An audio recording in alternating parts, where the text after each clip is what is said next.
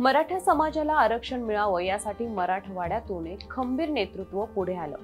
मनोज जरांगे पाटील आणि महाराष्ट्राच्या घराघरात पोहोचलं सुद्धा। 26 जानेवारीला नवी मुंबईत हजारोंच्या संख्येत मराठ्यांसोबत जरांगे पाटील वाशीला आले। मुंबईच्या आझाद मैदानावर जाण्याआधीच मराठ्यांच्या मागण्या सरकारने मान्य केल्या। गुलालाची उधळण झाली, पण खऱ्या अर्थाने निकाल अजूनही बाकीच आहे।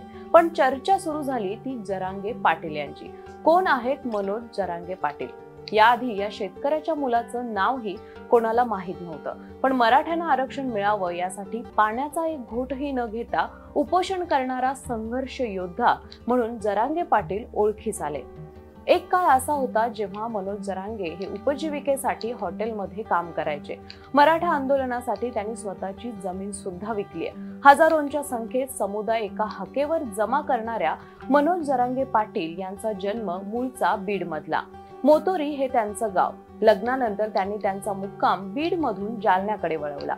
जालना जवळ असलेल्या अंबडमधील अंकुश नगरात ते स्थायिक झाले। त्यांच्या घरची परिस्थिती सामान्यच होती, त्यामुळे उपजीविकेसाठी सुरुवातीला त्यांनी हॉटेलमध्ये काम केलं। पण समाजसेवा काही त्यांना स्वस्थ बसू देत नव्हती। 1 ऑगस्ट 1982 रोजी त्यांचा जन्म झाला। बीड मधीलच मातोरी येथील जिल्हा परिषद शाळेत त्यांचं शिक्षणही झालं।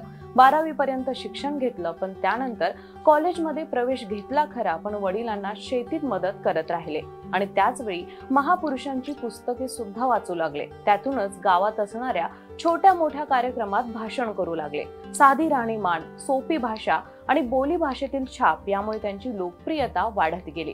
छत्रपती शिवाजी महाराजांच्या प्रेरणेतून त्यांनी 2011 मध्ये शिवबा या संघटनेची स्थापना केली।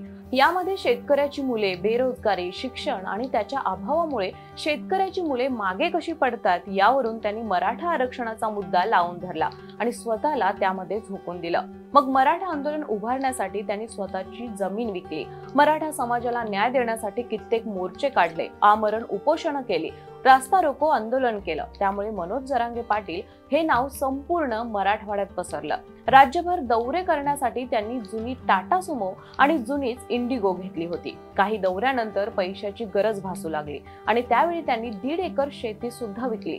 मराठा आरक्षणासाठी एप्रिल 2023 मध्ये त्यांनी अंबड येथील वडीकाळ्या गावात बेमुदत उपोषण केलं। प्रकृती खालावली आणि त्यानंतर मुख्यमंत्री एकनाथ शिंदे यांनी बैठक घेतली, एक समिती गठीत केली। 29 ऑगस्ट पर्यंत अहवाल देण्यात येणार होता, पण तो न दिल्याने पुन्हा ते 29 ऑगस्ट 2023 मध्ये उपोषणास बसले। त्यानंतरही पाण्याचा घोट न घेता ते उपोषणाला बसले। शासनाला अल्टिमेटम दिला आणि 26 जानेवारी 2024 ला नवी मुंबईतील वाशीत भव्य मोर्चा धडकला। एका दिवसात हालचालींना वेग आला। मराठा आंदोलनातील मागण्या मान्य झाल्या आणि मनोज जरांगे पाटील यांच्या नावाचा जल्लोष गुलालात उधळून निघाला। तुर्तास कायदेशीर प्रक्रिया बाकी आहेत। मराठ्यांना आरक्षण खरंच मिळेल का? मनोज जरांगे पाटील यांच्या लढ्यास यश येईल का? हे प्रश्न आजही आहेतच, पण लढाई संपली नाही। आरक्षण घेतल्याशिवाय राहणार नाही ही मनधारणा करत मनोज जरांगे पाटील यांनी मोर्चा माघारी वळवला। पण नाव आणि चर्चा तर कायम राहिलीच आहे। ही माहिती तुम्हाला कशी वाटली नक्की कळवा। व्हिडिओ आवडल्यास लाईक करा, जास्तीत जास्त शेअर करा, तुमचा प्रतिसाद कळवायला विसरू नका आणि अजूनही तुम्ही माय महानगर लाईव्हला सबस्क्राईब केलं नसेल तर जरूर सबस्क्राईब करा। धन्यवाद।